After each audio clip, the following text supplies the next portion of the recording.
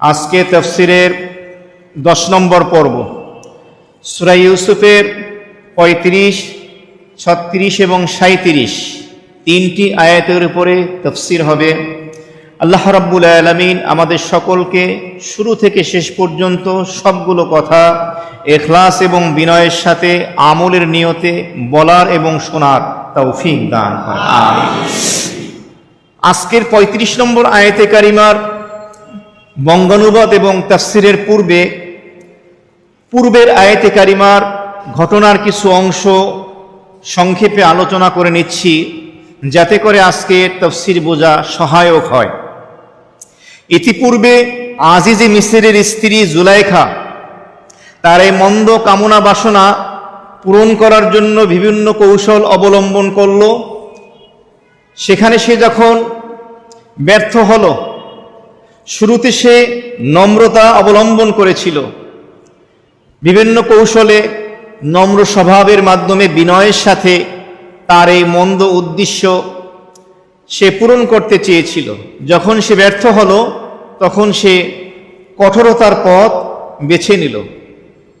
মিশরের নারীদেরকে তার রাজদরবারে মেহমান বানিয়ে আনার পরে তাদের সামনে বিষয়টি যখন সুস্পষ্ট হয়ে গেল, তখন তিনি নারীদের সামনেই ইউসুফ আলাইহিস সালাতু ওয়াস সালামকে ধমক দিলেন এবং ধমকের সুরে বললেন, ইউসুফ যদি আমার ডাকে সাড়া না দেয়, আমার কথা যদি না শোনে, তাহলে ইউসুফকে জেলখানায় যেতে হবে, কারাগার বরণ করতে হবে।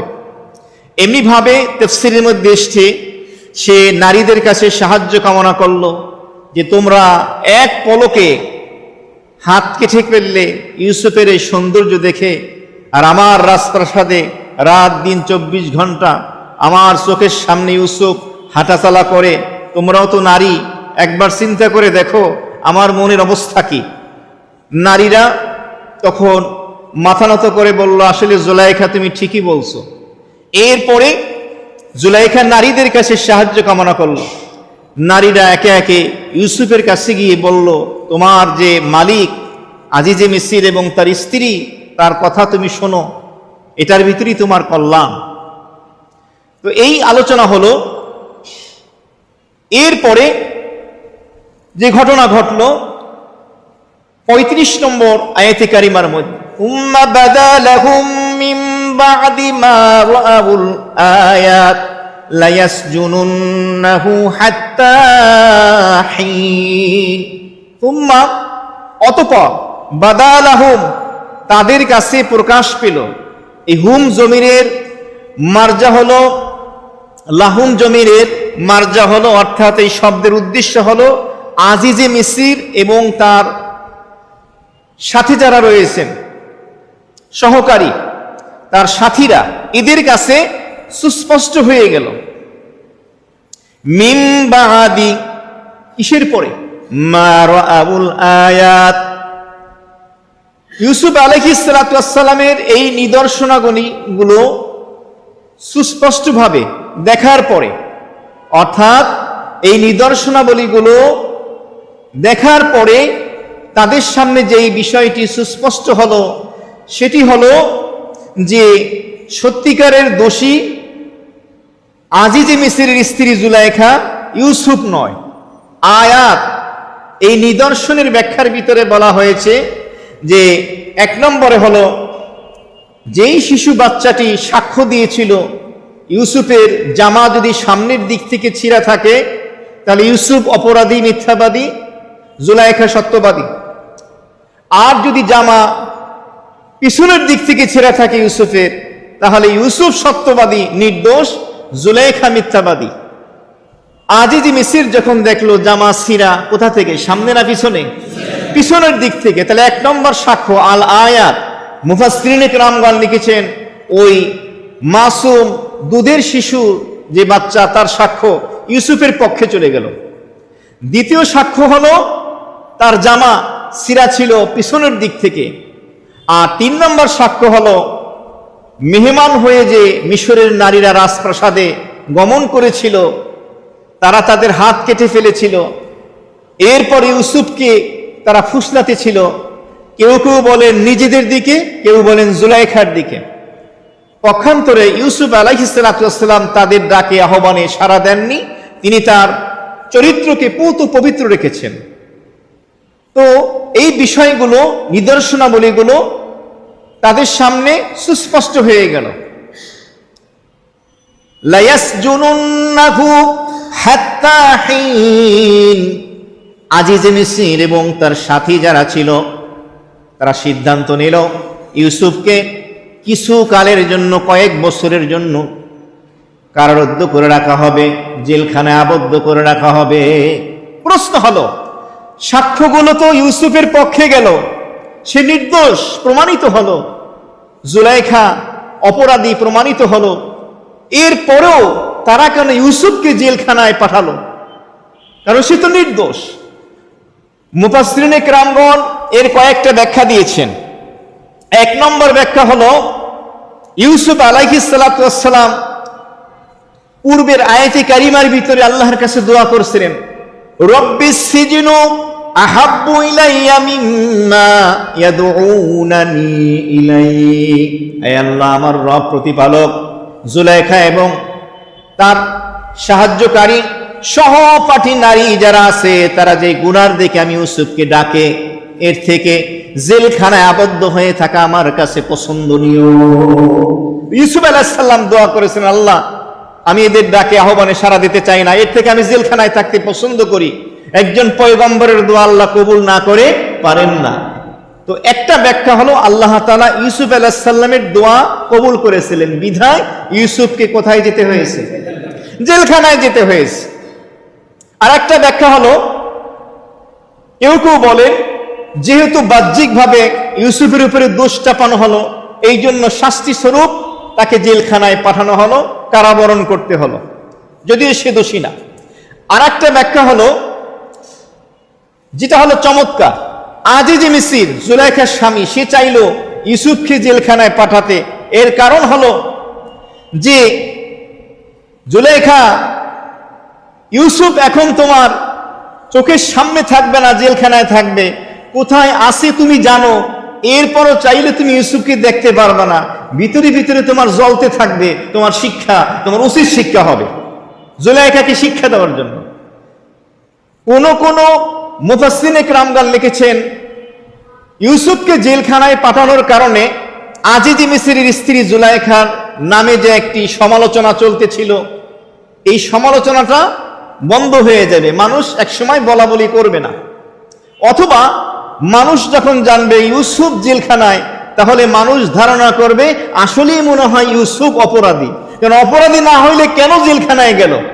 আমাদের সমাজে এখন এরকম হয়, অনেক নির্দোষ মানুষ, আলেম ওলামা, ভালো মানুষ জেলখানায় যাওয়ার পরে অনেক লোক কমেন্ট করে যে যদি ভালোই হইতো তাহলে জেলখানায় কেন গেল? তার মানে কি জেলখানায় ভালো মানুষ নাই? নির্দোষ নিরপরাধ মানুষ আছে না? আছে। ইউসুফ আলাইহিস সালামের সূরা ইউসুফের এই ঘটনা তার প্রমাণ। মানুষ মনে করতেছে মনে হয় অপরাধী, এই জন্য হয়তো সে গেছে। তাহলে এখানে আজিজে মিসরের উদ্দেশ্য হলো যে জুলাইখা জানি সে কষ্ট অনুভব করে এবং ইউসুফের এই কারাবরণের কারণে দূরত্ব তৈরি হবে, যার কারণে সে তাকে এক সময় ভুলে যাবে।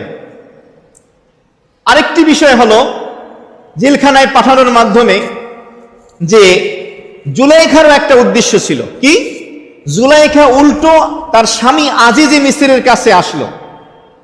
আসার পরে সে বলল, কেনানের যুবক ইউসুফ, সে তো মানুষের কাছে বলে বেড়াচ্ছে আপনার স্ত্রী আমি জুলাইখা, আমি নাকি তাকে তার দিকে আহ্বান করেছি, তার কাছ থেকে আমি মন্দ উদ্দেশ্য কামনা করেছি, সুতরাং এই কামনা বাসনা পূরণ করতে চেয়েছি, সেটাই অপবাদ দিচ্ছে। হয় আপনি আমাকে অনুমতি দেন, আমি বাহিরে বের হয়ে যাই, ঘরের বাইরে বের হয়ে মানুষের কাছে গিয়ে বলি যে আসল অপরাধী আমি না, তা না হলে আপনি ইউসুফকে জেলখানায় পাঠান। দুইটার একটা করেন। কাজী সানাউল্লাহ পানিপতি রহমতুল্লাহ আলাইহি তাফসিরে মাজহারির ভিতরে আয়াতে কারিমার তাফসিরে তিনি লিখেছেন যে জুলাইখার স্বামী আজিজে মিসর, সে তার স্ত্রী পূজারী ছিল, বউ পাগল ছিল। আমাদের সমাজে কিছু বউ পাগল আছে না? বউর আসলের নিচে এমন ভাবে জনমের ঢোকা ঢোকে, বউ যা বলে তাই, দিন বললে দিন, রাত বললে রাত, কি মায়ের বিরুদ্ধে, কি বাবার বিরুদ্ধে, কোনো পরোয়া করে না। আজিজি মিস্ত্রির এরকম বউ পাগল ছিল, এবং আজিজি মিস্ত্রির কন্ট্রোল, নিয়ন্ত্রণ ছিল জুলাইখার হাতে। সুন্দরী ছিল, রূপসী ছিল, যার কারণে আজিজি মিস্ত্রির এই কথা শুনতে বাধ্য হলো। প্রশ্ন আসে, জুলাইখা এত পছন্দ করে ইউসুফকে, তাহলে জেলখানায় কেন সে আবদ্ধ করতে চাইল এবং স্বামীর কাছে সে দাবি করলো? এর উত্তরে মুফাসসিরিনে কেরামগণ লিখছেন, এর কারণ হলো জুলাইখা মনে করেছে ইউসুফকে কারাবরণ যদি করানো যায়, জেলখানায় ঢুকানো যায়, সেখানে সে পরাধীন হয়ে যাবে, থাকতে কষ্ট হবে, খেতে কষ্ট হবে, স্বাধীনভাবে সে বাহিরের মতো নিঃশ্বাস নিতে পারবে না। এই প্রচন্ড কষ্টের ভিতরে থাকার পরে এক সময় সে বাধ্য হয়ে আমি জুলাইখার ডাকে সাড়া দেবে। তাহলে জুলাইখার বদনিয়ত ছিল, এই কারণে সে তাকে জেলখানায় পাঠাতে চাইল। তাহলে জেলখানায় পাঠানোর কারণ হলো এটা। সুম্মা বাদা লাহুম মিন বাদি মা রাআউল আয়াত লা ইয়াসজুনুন্নাহু হাত্তা হিন।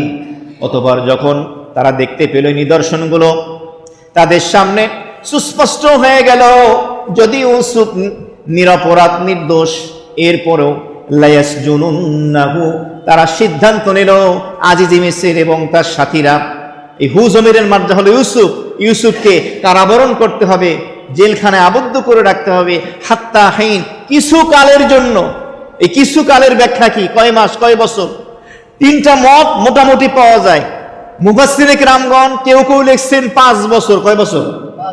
কেউ লিখছেন 7 বছর, কেউ লিখছেন 12 বছর। কয়টা মত পাইলাম? 3টা মত পাওয়া যায় এখানে তিনি এভাবে থাকেন। তো কমও হতে পারে, বেশিও হতে পারে। এখানে কম বেশি হওয়ার কয়েকটা কারণ বলা হয়েছে। সেটা হলো ইউসুফ আলাইহিস সালাতু ওয়াস সালাম জেলখানার ভিতরে 2 জন কয়েদি মুক্তি পাবে, তাদের একজনকে বলেছিল ইউসুফ আলাইহিস সালাম, তুমি তোমার বাদশাকে গিয়ে বলবা যে আমার কথা স্মরণ করাইয়া দেবা। ইউসুফ আলাইহিস সালামের এখানে এটা মিস্টেক হয়ে গিয়েছিল। আল্লাহ তাআলা বললেন, তোমার কথা স্মরণ করাতে বাদশার কাছে কেন বলতে হবে, তুমি তো আমাকেই বলতে পারো। যার কারণে তাকে আরো বেশি দিন জেলখানায় থাকতে হয়েছে। যে ব্যক্তি আল্লাহর যত বেশি নিকটবর্তী হবে, তার ছোট্ট অপরাধ তত বড় হবে। তো একজন পয়গম্বর সে কেন একথা স্মরণ করিয়ে দিল? সামনে পরবর্তী আয়াতে কারিমার ভিতরে সেই তাফসীরগুলো আসবে। তাহলে 35 নম্বর আয়াতে কারিমার মধ্যে আমরা পেলাম যে আজকে ইউসুফ আলাইহিস সালাতু ওয়াস সালাম জেলখানায় আবদ্ধ হলেন এবং তিনি জেলখানায় যেতে বাধ্য হলেন। তাহলে তার জীবনে এরকম কয়েকটা বিপদ এসেছিল, যার মধ্যে আরেকটি বিপদ হলো তার এই সৎ ভাইয়েরা যখন এসেছিল, তখন তিনি বিনিয়ামিনের মালসামারার ভিতরে একটি পান পাত্র রেখে দিয়ে বলেছিলেন, তোমরা চোর, সুতরাং তোমাদেরকে শাস্তি দেওয়া হবে। তখন ওই সৎ ভাইয়েরা বলেছিল, এই বিনিয়ামিনে তো আমাদের আপন ভাই না, সৎ ভাই, চুরি করলে ঠিকই আছে, কারণ এর এক ভাই আছে বড় ভাই, যার নাম ইউসুফ, সেও ছোটবেলায় চুরি করছিল। বলেন নাউযুবিল্লাহি মিন যালিক। চিন্তা করেন। তো যাই হোক, এই ঘটনা 35 নম্বর আয়াতে কারিমার মাধ্যমে জানা গেল যে তাকে এভাবে জেলখানা আবদ্ধ করা হয়। তিনি যখন জেলখানায় যান, তখন তার সাথে আরো 2 জন যুবক এই জেলখানায় আসে। এই কথাটা 36 নম্বর আয়াতে কারিমার মধ্যে বলা হয়েছে, ওয়াদাখালা মা'হুস সিজনা ফাতায়ান ক্বালা আহাদুহুমা ইন্নী আরানি আ'সিরু খামরা ওয়া ক্বালা আল আখারু ইন্নী আরানি আহমিলু ফাওকা রাসি খুবজান তা'কুলু তায়রু মিন নাব্বিনা বিতা'বিলিহি ইন্না নারাকা মিনাল মুহসিনিন। ওয়াদাখালা মাহু, ইউসুফ আলাইহিস সালাতু ওয়াস সালামের সাথে প্রবেশ করলো সিজনা, জেলখানায়, কারাগারে। ফাতায়ান, 2 জন যুবক, 2 জন যুবক তার সাথে প্রবেশ করলো। এই 2 যুবককে মুফাসসিরিনে কেরামগণ লিখেছেন, এক তো হলো মিশরের অর্থমন্ত্রী বা খাদ্যমন্ত্রী, বা গভর্নর আজিজি মিসর, যার স্ত্রী হলো জুলাইখা, যে আজিজি মিসর ক্রয় করেছেন ইউসুফ আলাইহিস সালামকে। আর গোটা মিশর, গোটা দেশের যে বাদশাহ সম্রাট, তিনি আলাদা। তার দুইজন কর্মচারী ছিল। একজন ছিল তার পান পাত্রের দায়িত্বে, শরাব পান করাতো, আঙুর নিং দিয়ে শরাব বানিয়ে বাদশাকে পান করাতো। আর একজন ছিল বাবুর্চি, যে বাদশার খাবার, রুটি ইত্যাদি রান্না করে বাদশার জন্য তৈরি করে প্রস্তুত করে বাদশাকে খাওয়াতো। কোন কোন মুফাসসিরিন কিরামগণ লিখেছেন, রাজদরবারের এমনিভাবে দেশের কিছু লোকদের মধ্যে থেকে, সরকারি কর্মকর্তাদের মধ্যে থেকে কিছু মানুষ ষড়যন্ত্র করলো এই বাদশার বিরুদ্ধে, সম্রাটের বিরুদ্ধে, যে তাকে আমরা মেরে ফেলবো। কি করা যায়?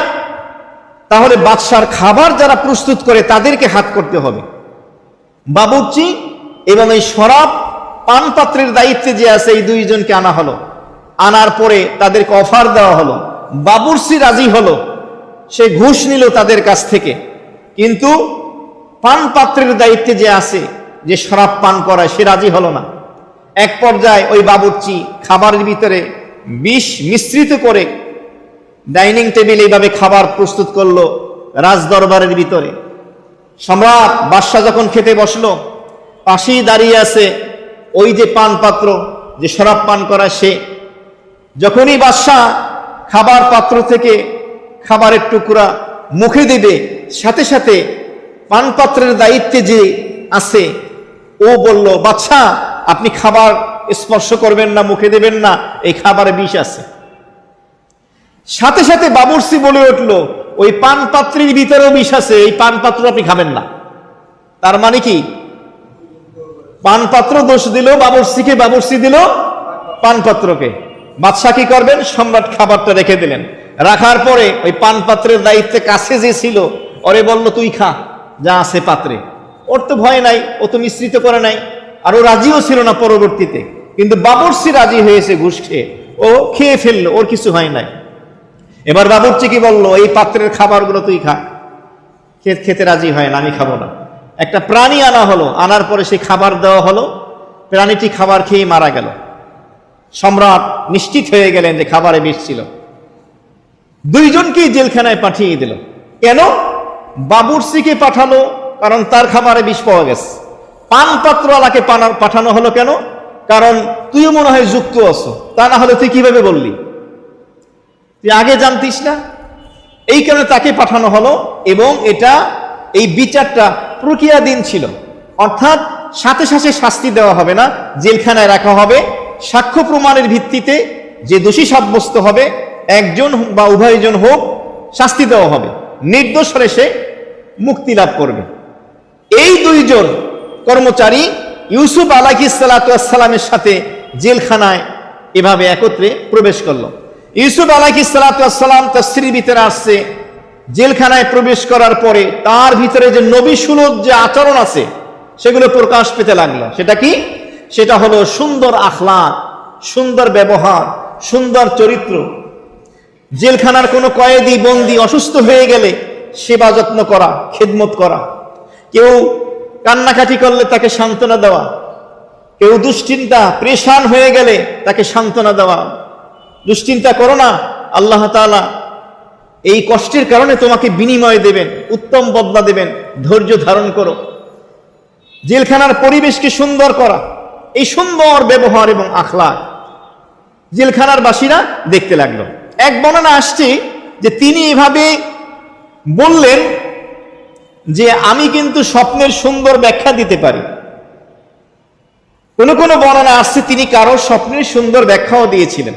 তাহলে জেলখানার ভিতরে ইউসুফ আলাইহিস সালামের এই চমৎকার একটি গুণ প্রকাশ পেল যে তিনি স্বপ্নের সুন্দর ব্যাখ্যাদাতা।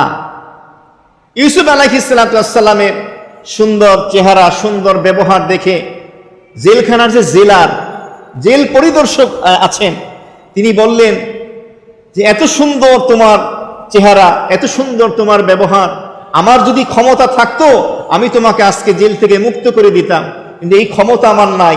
তবে হ্যাঁ, আমি তোমার যথেষ্ট পরিমাণে দেখাশোনা করব, কিভাবে তুমি ভালো থাকো, কষ্ট যেন না হয়, এবং জেলখানার যে কোনো জায়গা তোমার পছন্দ হয় তুমি চাইলে সেখানে গিয়ে থাকতে পারো। এভাবে জেলখানায় ইউসুফ আলাইহিস সালামের জীবন চলতেছে। এমত অবস্থা ওই দুই যুবক, একজন হলো বাবুর্চি, তাফসীরের মধ্যে আছে যার নাম ছিল বাহলাস বা বুহুলাস, আর একজন ছিল সাকি, যে শরাব পান করাতো, পান পাত্রের দায়িত্বে ছিল, তার নাম ছিল বুন্দা। এই দুই ব্যক্তি প্রবেশ করলো। প্রবেশ করার পরে ইউসুফ আলাইহিস সালামকে দেখলো, তার চরিত্র, তার ব্যবহার দেখে মুগ্ধ হয়ে গেল। কোন কোন তাফসীরে আসছে তারা দুইজনে দুইটা স্বপ্ন দেখছে। কোন কোন তাফসীরে আসছে যে তারা ইউসুফ আলাইহিস সালামকে একটু বাজাইয়ে দেখতে চান যে ইউসুফ সত্যিকারই স্বপ্নের সঠিক ব্যাখ্যা দিতে পারে কিনা। বানায়া বানায়া দুইটা স্বপ্নের কথা বলল কোনো বর্ণনায়, আর কোনো বর্ণনায় আসছে যে না, তারা আসলেই স্বপ্ন দেখেছে। ইউসুফ আলাইহিস সালামের কাছে আসলো, এসে বলল, আপনাকে দেখার পরে আমরা মুগ্ধ হয়ে গেছি, এমনি ভাবে আপনার মোহাব্বত আমাদের অন্তরের ভিতরে বসে গেছে, আপনাকে আমরা ভালোবাসি, আপনার সৌন্দর্য এবং আপনার এই দেখে, ব্যবহার দেখে। ইউসুফ আলাইহিস সালাম তখন বললেন, তোমরা আমাকে মোহাব্বত করো না, ভালোবাসো না? ওই দুই যুবক বলল, কেন? ইউসুফ আলাইহিস সালাম বললেন, কারণ হলো আমাকে যখনই কেউ মোহাব্বত করে আমি বিপদে পড়ি। কিভাবে? তিনি বললেন, ছোট্টবেলায় আমি যখন ছোট, তখন আমার ফুফু আমাকে মোহাব্বত করেছিল, বিধায় আমি বিপদে পড়ছিলাম। কিভাবে? একটা পান পাত্র তার কাপড়ের ভিতরে লুকিয়ে রেখে তাকে চোর সাব্যস্ত করার পরে তাকে রেখে দেওয়া হয়েছিল। দ্বিতীয় নম্বরে আমার বাবা ইয়াকুব আলাইহিস সালাম যখন আমাকে মোহাব্বত করলেন, আমি বিপদে পড়ছি, আমার ভাইয়েরা হিংসা করে, শত্রুতা করে আমাকে কূপে নিক্ষেপ করলো। তিন নম্বরে আজিজের মিসরের স্ত্রী জুলাইখা যখন আমাকে মোহাব্বত করলো, তখন তো বিপদ, জেলখানা দেখতেই আসো। তার মানে আমাকে কেউ মোহাব্বত করলে আমি কোথায় পড়ি? বিপদে পড়ি। এই জন্য বর্তমানে আশেক এবং মাসুক, প্রেমিক প্রেমিকা যারা আসো, যদি একজন আরেকজনকে মোহাব্বত করো বিপদে পড়বা কিন্তু। তবে হ্যাঁ, স্বামী স্ত্রীর ব্যাপার এটা আলাদা, আল্লাহর বিশেষ আলাদা একটা রহমত রয়েছে। ওই দুইজন অপরাধী, একজন ছিল সাকি, বাদশার পান পাত্রের দায়িত্বে ছিল, শরাবের দায়িত্বে ছিল, আর একজন ছিল বাবুর্চি। দুইজনে দুইটা স্বপ্ন দেখলো। ইউসুফ আলাইহিস সালামের কাছে এসে বলল, সে বলল, আহাদুহুমা, ওই দুই যুবকের এক যুবক বলল, ইন্নী আরানি আ'সিরু খামরা।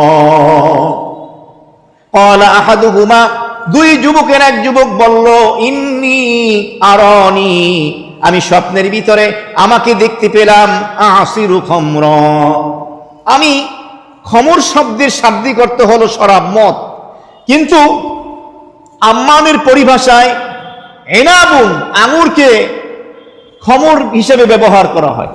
খমর শব্দ দিয়ে আঙুর শব্দ ব্যবহার করা হয়।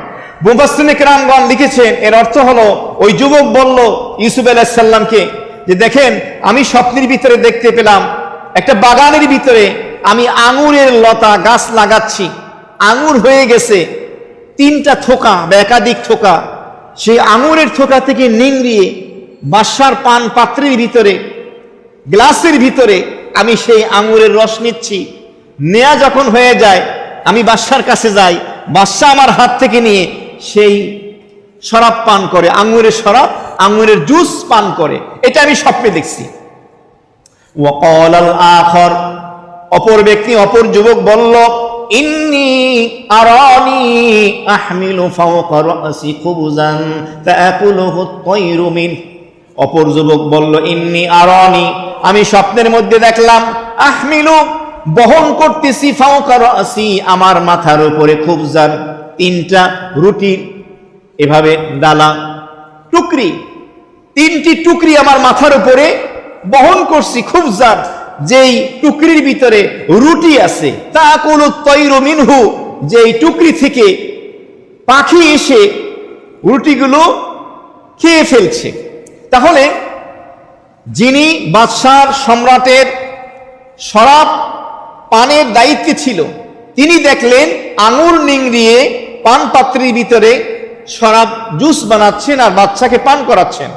আর বাবুর্চি যে, সে দেখতে পেল যে সে বলে স্বপ্নের ভিতরে দেখলাম মাথার উপরে 3টা টুকরি, তার মধ্যে রুটি আমি বহন করে নিয়ে যাচ্ছি, উপর থেকে পাখি এসে সেই রুটিগুলো খেয়ে ফেলছে। এই স্বপ্ন আমরা দেখলাম। নাব্বিনা বিতাউবিলি, ইউসুফ আলাইহিস সালামকে 2 যুবক বলল, আপনি আমাদের এই স্বপ্নের সুন্দর ব্যাখ্যা দিয়ে দেন। স্বপ্নের এই ব্যাখ্যা কি হতে পারে? আপনি তো সুন্দর ব্যাখ্যা দেন। ইন্না নারাকা মিনাল মুহসিনিন, নিশ্চয়ই আমরা আপনাকে মুহসিন হিসাবে দেখছি। এই মুহসিনের অনেক ব্যাখ্যা দেওয়া হয়েছে। একটা ব্যাখ্যা হলো আপনাকে আমরা জ্ঞানী হিসাবে দেখছি, আর একটা ব্যাখ্যা হলো আমরা আপনাকে স্বপ্নের উত্তম ব্যাখ্যাদাতা হিসেবে দেখছি, আর একটা ব্যাখ্যা হলো আমরা আপনাকে ভালো মানুষ হিসেবে দেখছি, আর একটা ব্যাখ্যা হলো জেলখানার ভিতরে যত কয়েদি আছে সকলের খুব খেয়াল রাখেন, বিপদে টেনশনে পেরেশানিতে সান্ত্বনা দেন, আপনি তো অনেক ভালো মানুষ, আপনি আমাদেরকে সুন্দর একটা ব্যাখ্যা দিয়ে দেন। তো যাই হোক, এই কথা তারা বলল ইউসুফ আলাইহিস সালাতু ওয়াস সালামের কাছে। ইউসুফ আলাইহিস সালাতু ওয়াস সালাম কি বললেন? 37 নম্বর আয়াতে কারিমার মধ্যে সেই বিষয়টি এসছে।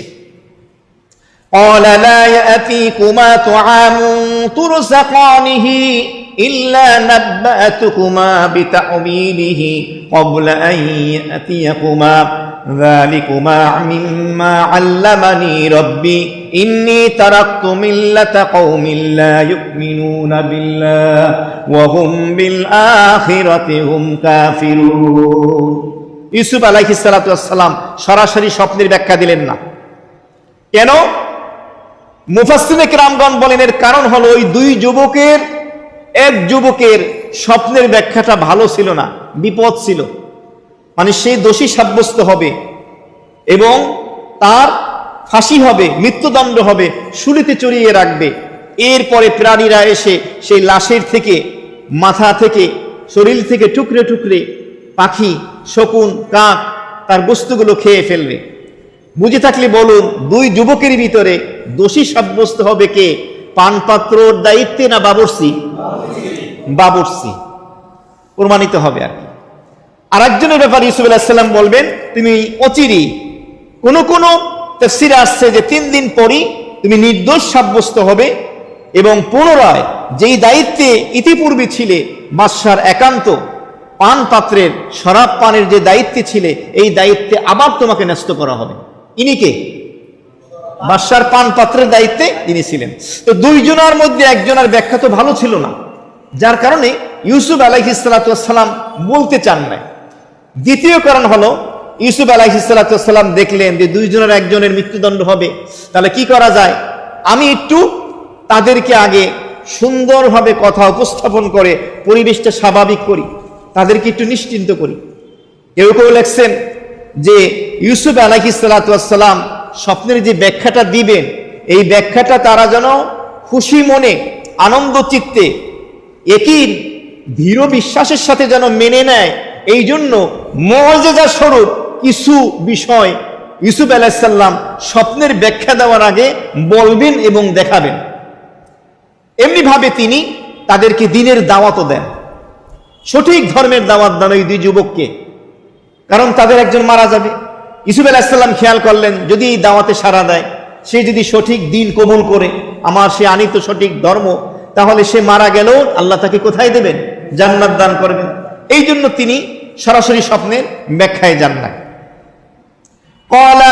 ইউসুফ আলাইহিস সালাম বললেন তাদের স্বপ্নের ব্যাখ্যার প্রশ্নের উত্তরে, লা ইয়াতিকুমা, তোমাদের কাছে আসবে না, তাআমুন, খাবার, তুরজাকানিহি, রিজিক হিসাবে, জীবিকা হিসাবে যেই খাবার তোমাদেরকে দেওয়া হয়।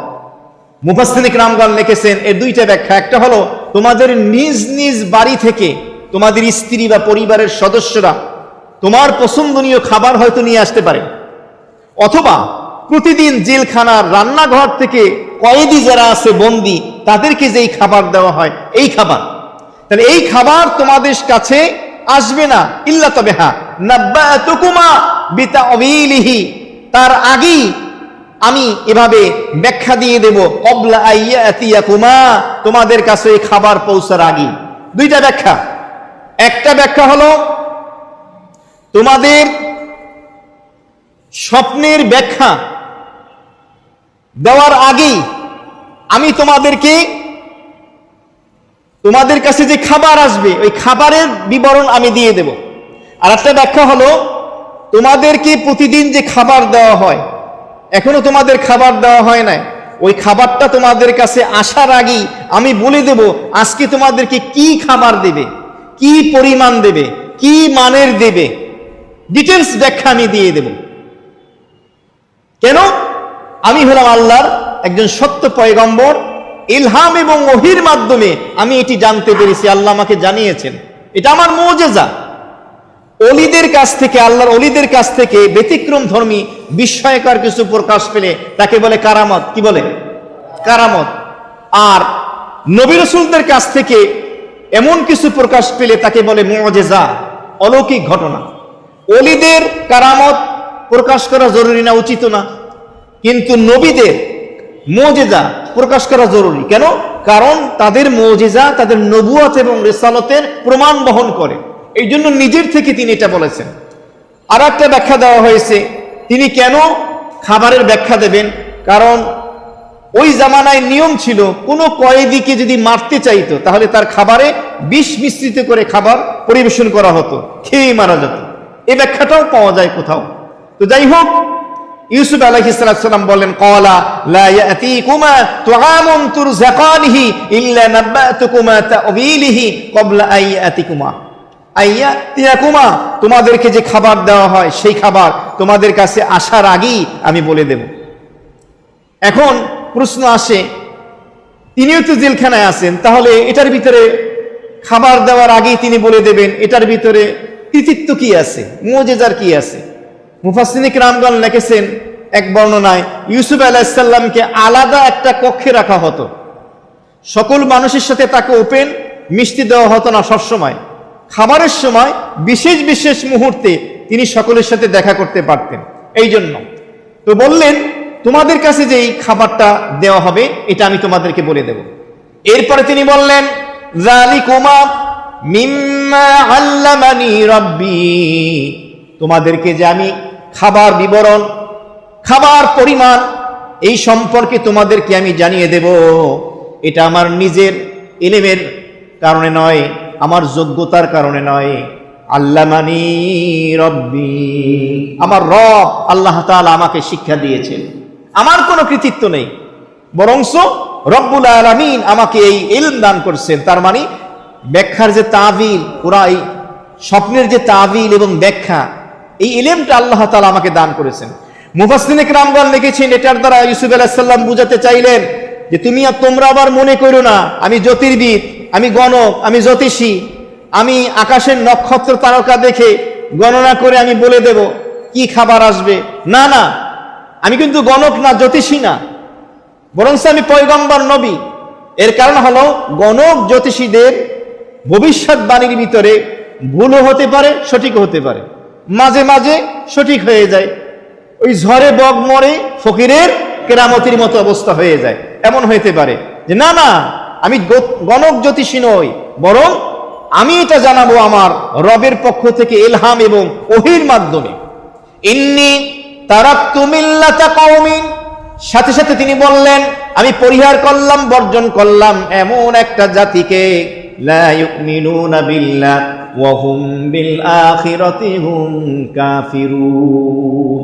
তিনি বললেন, নিশ্চয়ই আমি পরিত্যাগ করলাম, বর্জন করলাম মিল্লাতা কওম, এমন একটা জাতি, লা ইউমিনুনা বিল্লাহ, যারা আল্লাহর উপর ঈমান আনে না, বিশ্বাস প্রতিস্থাপন করে না, ওয়া হুম বিল আখিরাতি হুম কাফিরুন, এবং যারা আখিরাতকে অস্বীকার করে, এই জাতিকে আমি পরিহার করলাম। প্রশ্ন আসে, এই কথাটা তিনি কেন বললেন?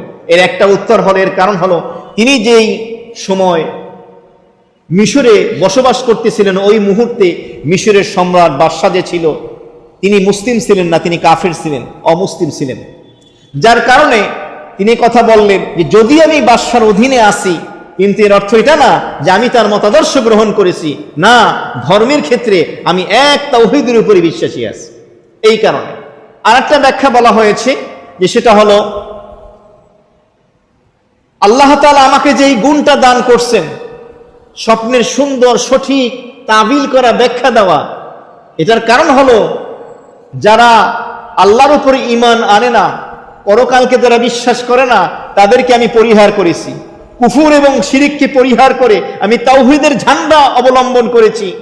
এই কারণে আল্লাহ তাআলা আমাকে এই নিয়ামত দান করেছেন। সুবহানাল্লাহ। ইল্লাত বর্ণনা করা হয়েছে। মুফাসসিরিন কিরামগণ লিখেছেন, ইউসুফ আলাইহিস সালাম যে বললেন ওই দুই যুবককে, তোমাদের খাবার আসার আগেই তার বিবরণ দেব, এটার আলোচনাটা, বক্তব্যটা কিছুটা ঈসা আলাইহিস সালাতু ওয়াস সালামের মতো। ঈসা আলাইহিস সালাতু ওয়াস সালাম তার কওমকে বলেছিলেন, তিনি বলেছিলেন, ওয়া উনাব্বিউকুম বিমা তাকুলুন ওয়া মা তাদাখিরুনা ফি বুয়ুতিকুম।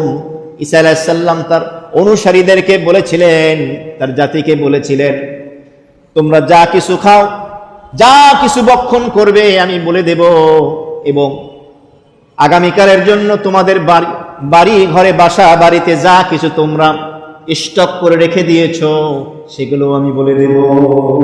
ঈসা আলাইহিস সালাম এটা বলেছিলেন স্বজাতিকে, তোমরা যা খাবা আগামীকাল, যা কিছু বাসা বাড়িতে রাখছো, আমি তো গিয়ে দেখি নাই, আমি বলে দিতে পারি। কেন? আমি হলাম আল্লাহ তাআলার একজন সত্য পয়গম্বর। ইউসুফ আলাইহিস সালামও ঠিক এমনিভাবে এ কথাই বলেছিলেন। এখানে হাদিস শরীফের ভিতরে আসছে জেলখানা সম্পর্কে, আর দুনিয়া সিজনুল মুমিন ওয়া জান্নাতুন লিল কাফির, আও কামা ক্বালা সাল্লাল্লাহু আলাইহি ওয়াসাল্লাম। নবীজি বলেছেন এই দুনিয়াটা হলো মুমিনের জন্য জেলখানা। আচ্ছা, জেলখানায় যখন কাউকে আবদ্ধ করা হয়, কারাগার বরণ যখন কেউ করে, সে কি স্বাধীন মানুষের মতো চলতে পারে?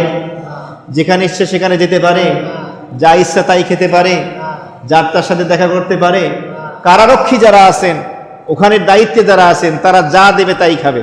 বাসা থেকে খাবার নিয়ে যায়, যদি পৌঁছাতে না দেয় খেতে পারে? এমনি ভাবে চাইলেই যার তার সাথে দেখা করতে পারে না। জেলখানায় স্বাধীনতা নাই।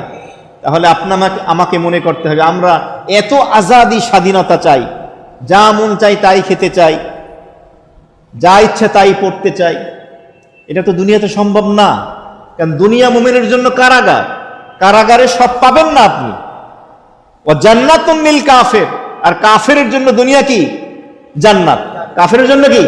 জান্নাত। তাহলে কাফেরের জন্য জান্নাত মানে কি? জান্নাতে সব পাওয়া যাবে। জান্নাতে হারাম বলতে কিছু নাই, সব কিছু আপনি ওখানে পাবেন, যা চাইবেন। আপনার মনের ভিতরে যত খায়েশাত আছে, সমস্ত কামনা বাসনা জান্নাতের ভিতরে আল্লাহ পাক জান্নাতীদেরকে পূরণ করে দেবেন। তাহলে কাফেরের জন্য হলো দুনিয়া জান্নাত, সেখানে যা ইচ্ছা তাই করতে পারে। মরা ধরা যা আছে, সুদ ঘুষ থেকে শুরু করে, নেশা থেকে শুরু করে, জেনা ব্যভিচার, যত অপকর্ম আছে, নাফরমানি আছে, সবচেয়ে করতে পারবে। কারণ তার জন্য এটা জান্নাত, দুনিয়া হলো জান্নাত। মোমেন চাইলে পারবে না, কারণ মোমেনের জন্য দুনিয়া কি? কারাগার। এই কথাটা যদি আমরা একটু চিন্তা করি যে মোমেনের জন্য দুনিয়া কারাগার, তাহলে কিন্তু আমাদের অনেক প্রশ্নের অ্যান্সার, উত্তর অটোমেটিক আমরা পেয়ে যাই।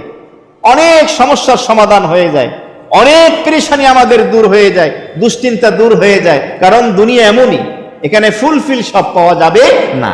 পরিপূর্ণ 100তে 100 ভাগ শান্তি, সেটা হলো জান্নাত, যেখানে বিন্দু জাররা পরিমাণ কষ্ট নাই, বেদনা নাই, দুঃখ নাই। কোথায়? এটা জান্নাতে। আর 100তে 100 ভাগ কষ্টের জায়গা হলো জাহান্নাম, যেখানে সামান্য পরিমাণ সুখ নাই, শান্তি নাই। আর দুনিয়া হলো সুখ এবং শান্তি উভয়টার সমন্বয়। সুখও আছে, শান্তিও আছে। পৃথিবীর কোন ধনী মানুষ, টপ 10 ধনীও যদি হয়, সর্বশ্রেষ্ঠ ধনীও যদি হয়, সে কথা বলতে পারবে না যে আমার জীবনের প্রতিটি মুহূর্ত, দিনের প্রত্যেকটা অংশ আমি সব দিক থেকে সুখে কাটাই। বলতে পারবে? পৃথিবীর একদম গরিব নিঃস্ব মানুষ, সে বলতে পারবে না আমার এই জীবনে কোনোদিন আমি সুখ দেখি নাই, শান্তি দেখি নাই, খালি কষ্ট আর কষ্ট। না, একটা জরিপে দেখা গেছে, গবেষণা করে দেখা গেছে, ধনীর তুলনায় মনের দিক থেকে গরিব বেশি সুখী। ধনীর কষ্টের অনেক কারণ আছে।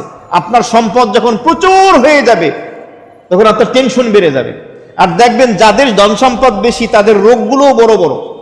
এই হার্টের ঋণ পড়ায়, বড় বড় ধরনের রোগ তাদের হয়, বড় বড় টেনশন শুরু হয়ে যায়, না জানি কোন জায়গা থেকে পিস্তল ঠেকাইয়ে দেয়, কখন জানি কোন ফোন আইসা পড়ে। গরিবের ঘরে আসবে কেউ? তো জানিও ফকির, আরে ধরলে কি পাওয়া যাইবে, পকেটে কিছুই নাই, খালি আব্দুল্লাহ। তো ধনী সম্পদ হলো তার টেনশন আর প্রেশানি, গরিবের টেনশন নাই। গরিব মানুষ ডাল ভাত খাওয়ার পরও যে আরামের ঘুম ঘুমায়, ধনী মানুষ এই কাচ্চি পোলাও খাই এরকম ঘুমাইতে পারে?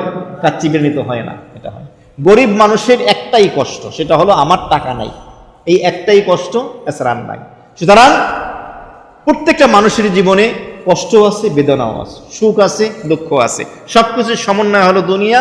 এইটা যদি আমরা মেনে নিতে পারি তাহলে চাকরিজীবী হন, ব্যবসায়ী হন, শিক্ষিত হন, অশিক্ষিত হন, এমনিভাবে নারী হন, পুরুষ হন, আপনার কোনো টেনশন ইনশাআল্লাহ থাকবে না।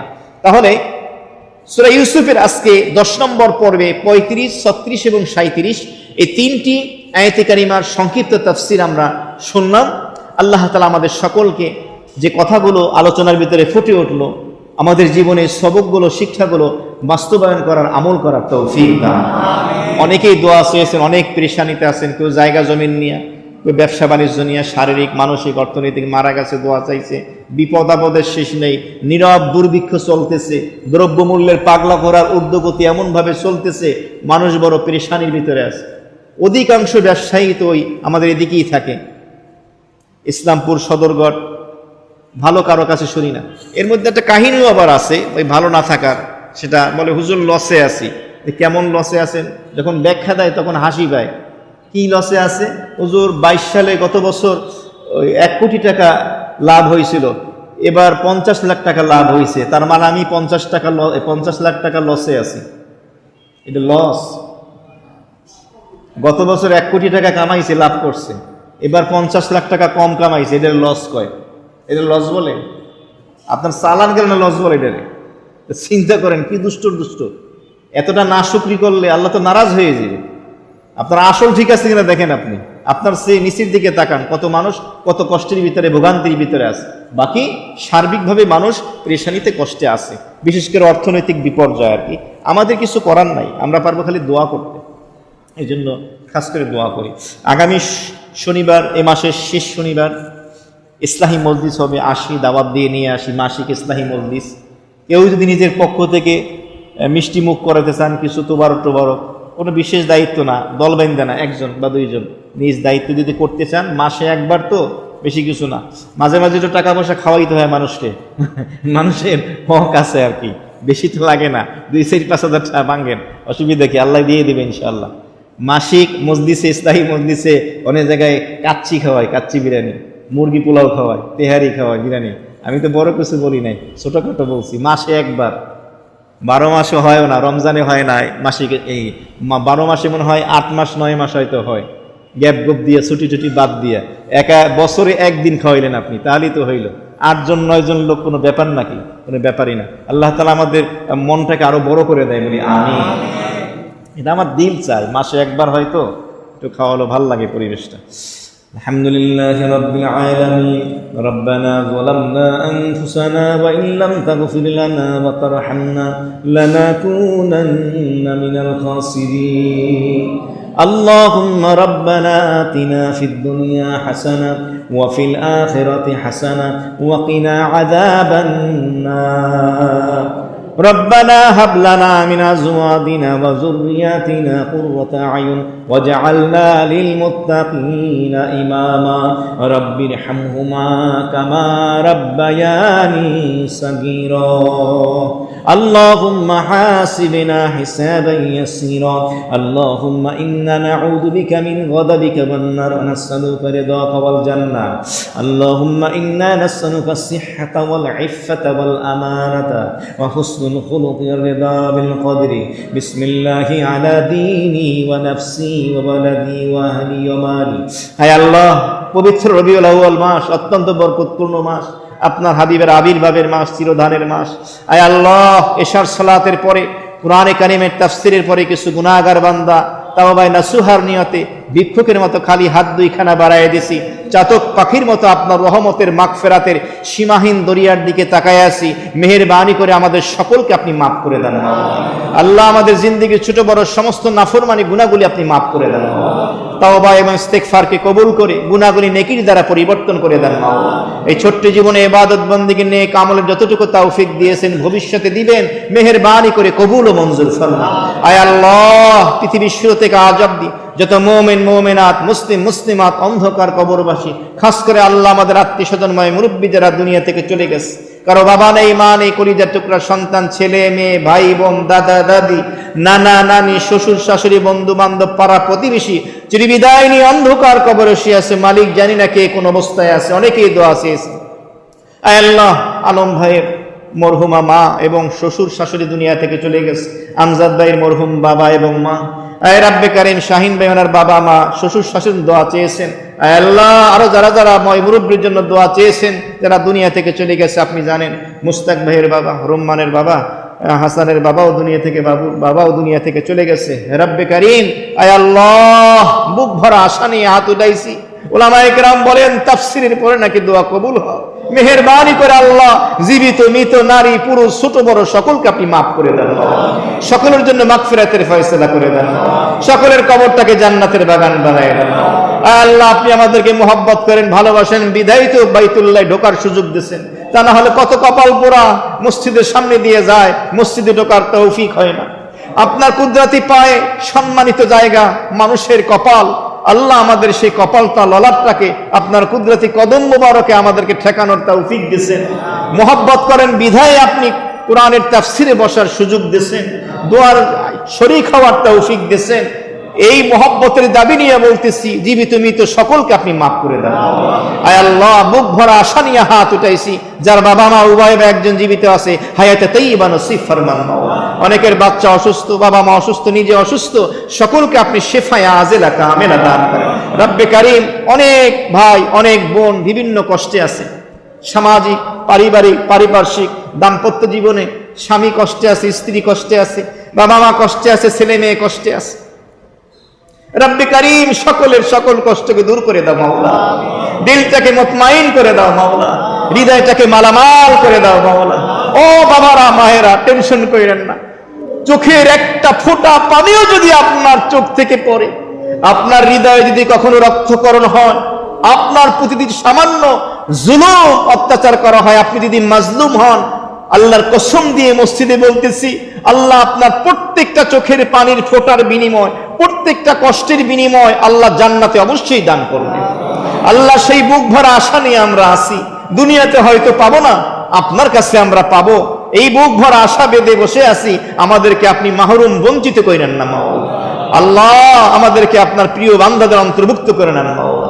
আপনার হাবিবের খাঁটি উম্মত হওয়ার তৌফিক দান করেন। রব্বে কারীম, ঠান্ডা জ্বর, ডেঙ্গু, করোনা থেকে শুরু করে অনেক অনেক মহামারী বিপদে আছে, সকলকে সমস্ত বিমারি রোগ শোক থেকে শেফায়ে আজিলা কামিলা দান করেন। আমাদের কোমলমতি সন্তান ছেলে মেয়েদেরকে নেককার দিনদার হিসেবে কবুল ও মঞ্জুর ফরমান। আয় আল্লাহ, আল্লাহ, আল্লাহ, আপনার বান্দারা আমিন আমিন বলতে আসছে, জানি না কার মনে কি কষ্ট কি ব্যথা, সকলের সমস্ত পেরেশানি দূর করে দেন আল্লাহ। রব্বে কারীম, সকলকে হালাল খাওয়ার তৌফিক দান করেন। দ্রব্যমূল্যের পাগলা ঘোড়ার ঊর্ধ্বগতি চলতেছে, নীরব দুর্ভিক্ষের মাঝে মধ্যবিত্ত নিম্ন মধ্যবিত্ত মানুষগুলো হাহাকার, অসহায় অবস্থায়, কিছুই করার নাই। আয় আল্লাহ, ও আসমানের মালিক, জমিনের মালিক, কুল কায়নাতের খালেক ও মালিক, মক্কা মদিনাকে দুনিয়ায় মালামাল বানায় দিয়েছেন।